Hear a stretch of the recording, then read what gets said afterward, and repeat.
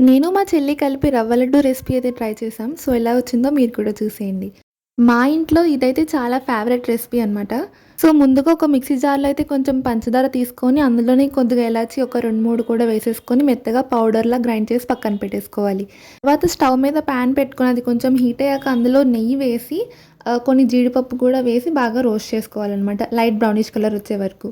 గుర్తుపెట్టుకోండి వీటినైతే మనం మీడియం ఫ్లేమ్‌లోనే వేపాలి. హై ఫ్లేమ్ పెడితే మాడిపోతాయి.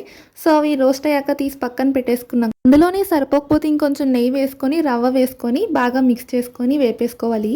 రవ్వ వేసిన తర్వాత కలుపుతూనే ఉండాలండి. అలా వదిలేస్తే కింద అడుగంటి మాడిపోతుంది. సో, అలా కలుపుకుంటూనే ఉండాలి. ఈ లోపల కొబ్బరికాయని చిన్న చిన్న ముక్కల కింద కట్ చేసి గ్రైండ్ చేసి పక్కన పెట్టేసుకోవాలనమాట. సో, ఈలోపు కొంచెం రవ్వ అయితే కలర్ మారుతుంది. ఆ కలర్ షేడ్ మారిన తర్వాత ఈ కొబ్బరి తురుముని కూడా వేసేసుకొని మనం బాగా కలిపేసుకోవాలి అందులోనే. సో, అదొక 2, 3 మినిట్స్ బాగా రోస్ట్ అయిన తర్వాత మనమైతే ఆల్రెడీ పక్కన పెట్టుకున్న పంచదార పౌడర్ అయితే ఉంటది కదా! సో, అది కూడా వేసేసుకొని అందులోనే కలిపేసుకోవాలనమాట. సో, రవ్వ అయితే బాగా వేగాలండి. రవ్వ కరెక్ట్‌గా వేగితేనే మనకి టేస్ట్ అయితే బావుంటది. లేకపోతే తినేటప్పుడు పచ్చి పచ్చిగా అనిపిస్తది. సో, రవ్వ కరెక్ట్‌గా వేగిన తర్వాతే మిగిలిన ఐటెమ్స్ అన్నీ కూడా వేయాలనమాట. నెక్స్ట్ స్టవ్ ఆపేసి పక్కన పెట్టుకొని లైట్‌గా కొంచెం కొంచెం పాలేసి కలుపుకొని ఉండల కింద చుట్టేసుకోవడమే.